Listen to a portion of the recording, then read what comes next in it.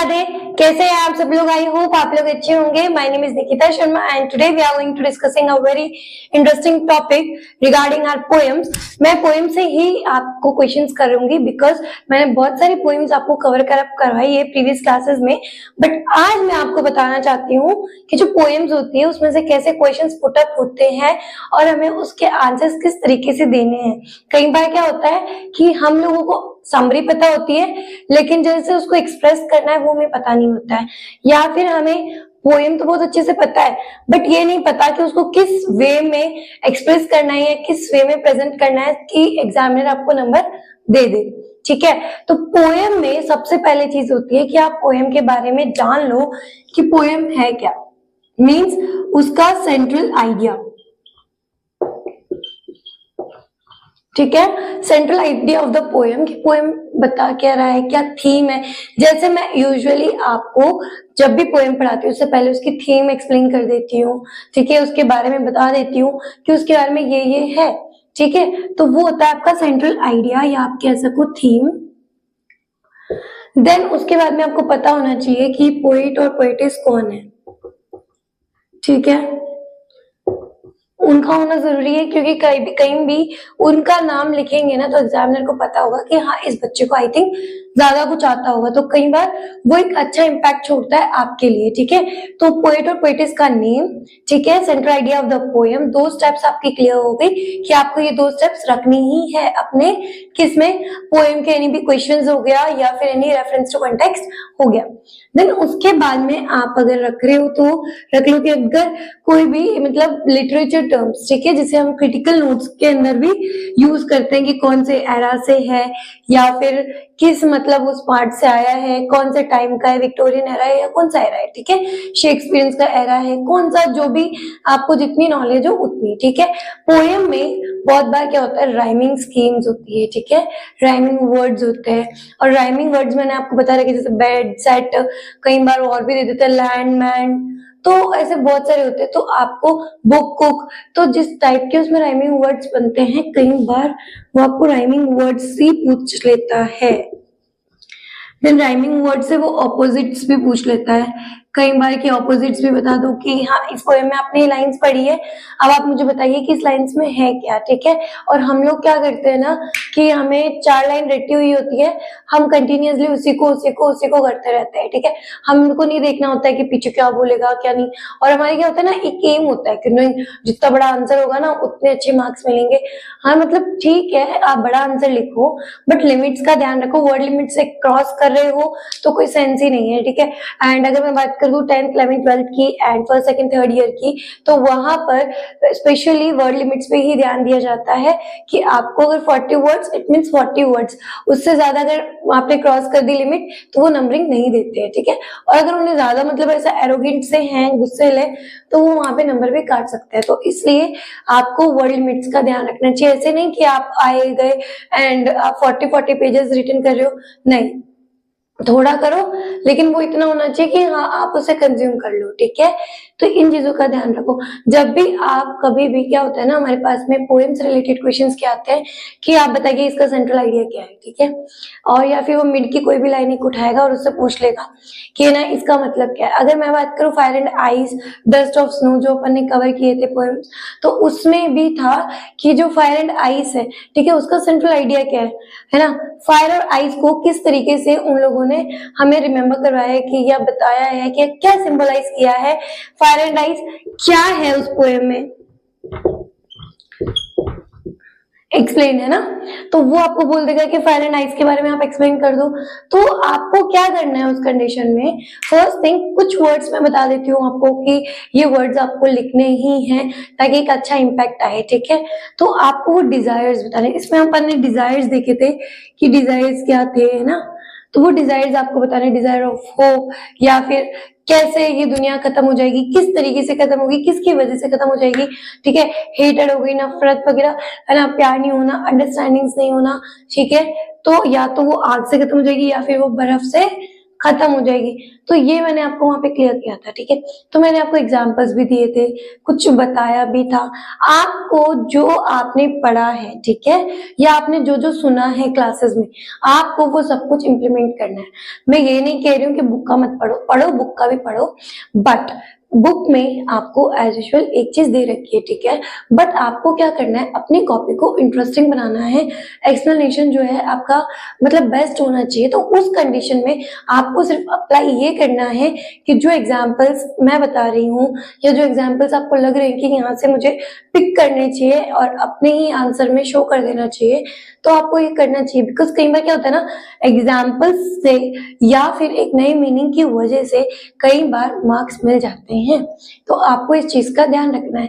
और आपको reference to context तभी क्लियर होगा जब आपने पोएम की हर एक लाइन को अच्छे से समझा है, और आप वो जाकर के मेरी वीडियो से समझ सकते हैं, वो भी बहुत आराम से, ठीक है। और अगर कोई डाउट हो तो आप मुझे वहां पे कमेंट करिए ताकि मैं आपके डाउट्स को क्लियर कर सकूं। तो आप वहां से उन चीजों को क्लियर आउट कर सकते हैं। अब आ जाते हैं रेफरेंस टू कॉन्टेक्स्ट, ठीक है।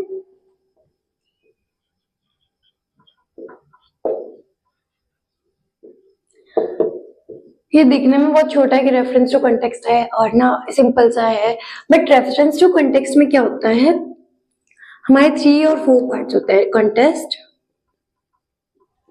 एक्सप्लेनेशन, देन हमारा आता है क्रिटिकल नोट, ठीक है। And something around 9th class से स्टार्ट हो जाता है रेफरेंस टू कॉन्टेक्स्ट, जिसको हम हिंदी में बोलते हैं सप्रसंग व्याख्या, ठीक है। अब रेफरेंस टू कॉन्टेक्स्ट में क्या होता है कि आपको एक पोएम की 5 लाइन्स दी थी, है ना, उस पोएम की 5 लाइन्स को आपको डिस्कस करना है, समझाना है। अब अपन क्या करते हैं ना, यहाँ हम बहुत बड़ी गलती करते हैं। अब वो क्या करते हैं ना, वो आज मैं क्लियर कर देती हूँ, उसके बाद में आपको गलती करना ही बंद कर देना। अब देखो, हम लोग क्या करते हैं कि जो reference, context, explanation, critical note, जब इन सबके नेम्स अलग अलग है तो हो सकता है ना कि ये सब लोग एक अलग चीज ही डिजर्व करते हैं, है ना। बट हम क्या करते हैं ना, एक थाली के चट्टे बट्टे हैं, अपन एक लाइन को उठाया, एक लाइन को रटा, देन जो आपको वर्ड्स लर्न है आप उसी को सारे के सारे पॉइंट्स में एड ऑन कर रहे हो, ठीक है। अपना कुछ भी थोड़ा सा भी एग्जाम्पल हो गया या अपना पॉइंट ऑफ व्यू, मतलब कुछ आपने ना सजेस्ट किया ही नहीं अपने लिए कि आपको कोई पॉइंट ऑफ व्यू रखना भी है। आपने आया, वो सोचा, and you have to add on the lines according to the poet और द पोएम, दैट कि पोएट क्या बोल रहा है एंड देन द पोएम क्या बोलना चाहता है, दैट्स इट। तो मैं चाहती हूँ रेफरेंस टू कॉन्टेक्स्ट में क्या होता है, सिर्फ और सिर्फ आपको पोएम की नेम, है ना, एंड पोएट का नेम। अगेन कॉन्टेक्स्ट पे आते हैं जहां पर आपको जिस लाइन्स को आपको दिया गिवन है उसमें से आपने क्या समझा, ठीक है। आपको गिवन है 4 लाइन्स कि ये है इस पोएम से रिगार्डिंग। आपने पोएम पढ़ी, आपको पता है कि इस पोएम में ये है, ठीक है। तो आपने क्या करना है उस टाइम पर उस पोएम को पढ़ते, जैसे अपन ने पढ़ा माई मदर एट 66 पढ़ा था, ठीक है, फायर एंड आइस पढ़ा था, डस्ट ऑफ स्नो पढ़ा था, ठीक है, और भी बहुत सारे यूएलसीएस के पढ़े थे।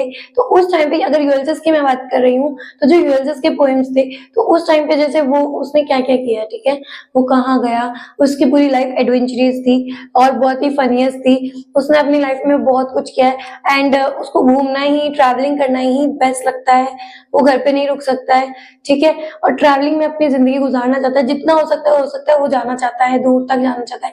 ये अपन ने वहां पढ़ा, ठीक है, उससे रिलेटेड अपन लिख सकते हैं ना। और रोड साइड स्टैंड हो गया, ये पोएम मैंने आपको करवाया है कि रोड साइड स्टैंड के बारे में क्या क्या मैंने बताया, आपको एग्जांपल्स दिए थे, बताया था कि उनकी क्या उम्मीदें होती है, कितना कुछ मैंने आपको वहां पे स्क्रॉल किया है। तो अब वहां से चीजें उठाओ ना, कौन मना कर रहा है। जब आपको, अगर आप सोचो आपको 5 एग्जाम्पल्स अच्छे मिल गए या आपको लग रहा है कि ये व्यू पॉइंट अच्छे हैं, तो वहां से एग्जाम्पल्स उठाओ, पुट करो एंड खत्म करो।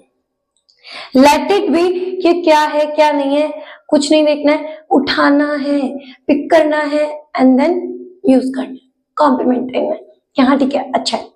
तो कंटेस्ट में हमेशा आपको 3 लाइन्स लिखनी है अबाउट द पोएम्स लाइन्स, ठीक है, पोएम्स लाइन्स की, हाँ ये पोएट ये कहना चाहता है, इसमें ये है, ठीक है, वो सब कुछ।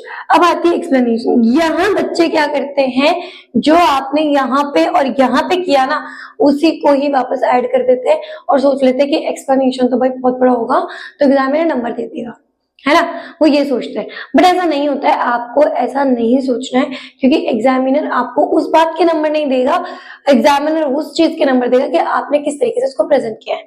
एंड रेफरेंस टू कंटेंट ज्यादा बड़ा नहीं होता है, 1 से 1.5 पेज लास्ट, इससे ज्यादा आप नहीं लिखे, क्योंकि कोई सेंस नहीं है। ठीक है, उसके बाद में तो ये मान लो आपने क्वेश्चन को खींचा है, क्योंकि ऐसे टाइप तो क्वेश्चन है नहीं, 4 से 5 लाइन को आप कितना एक्सप्लेन कर दोगे, इससे ज्यादा क्या करोगे, ज्यादा से ज्यादा अपना पॉइंट ऑफ व्यू दे दो कि हाँ ठीक है ऐसे ऐसे ऐसे, दैट्स इट।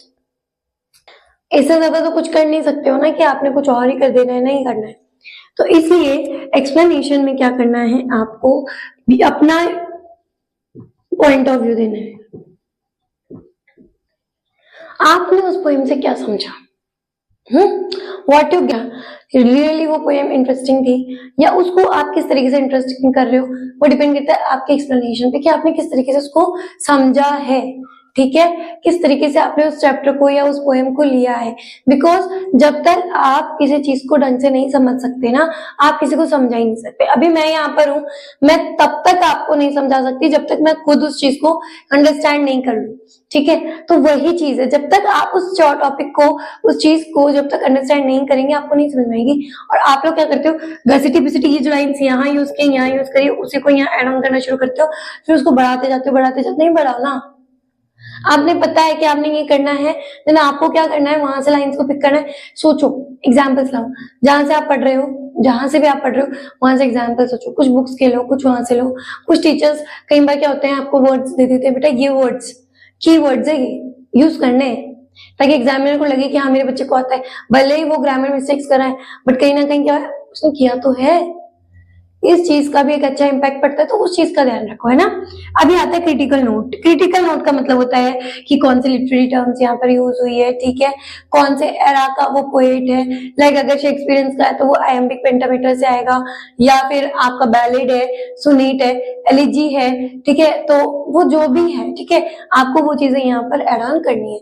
बस पोएम इतना सिंपल है ना। यहाँ से आप बोल सकते हो this lines have been taken from the poem compose by Robert Frost, compose by Shakespeare, है ना। जो भी आपको लग रहा है वो लिखो और उसको कंप्लीट कर दो। जब भी आप कोई भी क्वेश्चन आंसर्स लिखेंगे तो लिख दो द पोएट रॉबर्ट फ्रोस्ट, आगे अपना आंसर जोड़ दो। मीन्स ये बहुत अच्छा की पॉइंट है, बहुत अच्छा की पॉइंट है ये वाला आंसर का, कि आपको क्या करना है, जब भी आप आंसर लिख रहे हैं आपको ध्यान रखना है कि आप मिस्टेक ही ना करें। फर्स्ट थिंग ये कि इंप्रेशन बहुत जरूरी है, first impression is the last impression. आपको इस चीज की नॉलेज होनी चाहिए। देखो, अब पोएट के बारे में या चैप्टर के नेम के बारे में या चैप्टर के जो भी ऑथर है, ऑथरेस है, जो भी है, ठीक है, उसके बारे में अगर आपको पता है ना उसका नाम क्या है, ठीक है, भले ही आपको ज्यादा कुछ नहीं पता, लेकिन अगर आपको थोड़ा बहुत भी उसका नाम वगैरह पता है और आपने स्टार्टिंग में लिख दिया तो एग्जामिनर सोचो यार इसको इतना पता है, क्वेश्चन आंसर्स में ये इतना कुछ बोल रहा है, तो हो सकता है इसको आता है। तो कई बार क्या होता है ना, आपको नंबरिंग वहां से मिलनी शुरू हो जाती है। तो इस चीज का भी आपको अच्छे से तौर से ध्यान रखना है कि आपको इस तरीके से स्टार्ट करना है, रेफरेंस टू कॉन्टेक्स्ट को इस तरीके से रखना है। कुछ क्वेश्चन यहाँ से बनते हैं, सेंट्रल आइडिया आपको पता होना चाहिए, राइमिंग वर्ड्स ऑपोजिट्स आपको नोन होने चाहिए, पोएट और पोएटेस के नेम्स आपको याद होने चाहिए, ठीक है, फायर एंड आइस के बारे में पता होना चाहिए। एंड ये जो भी पोएम आप क्लियर कर रहे हो आप वहां से चीजों को कैप्चर कर लो, ठीक है। मैं नहीं कहती हूँ, मैं खुद भी ना इतनी बड़ी हो गई हूँ, मैं खुद भी ये हूँ कि मेरे को, ठीक है, कोई चीज समझ आ रही है ना तो मैं वहां से हमेशा आइडियाज लेती हूँ, पॉइंट ऑफ व्यू लेती हूँ, सेंट्रल आइडिया जान लेती हूँ क्या सेंट्रल आइडिया क्या है। उसके बाद में मैं अपने हिसाब से उस चीज को करती हूँ, ठीक है।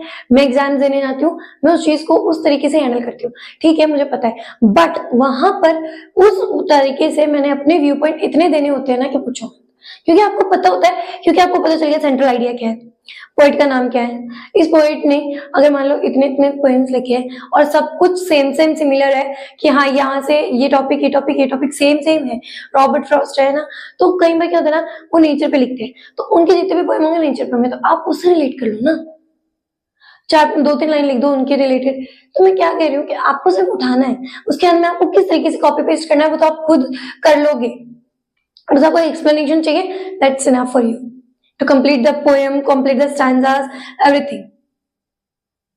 इनको स्टैंजास ही बोलते हैं, जो आपको 5 to लाइन्स पोएम्स की दी जाती है एंड देन आप उन स्टैंजास को क्लियर करते हो।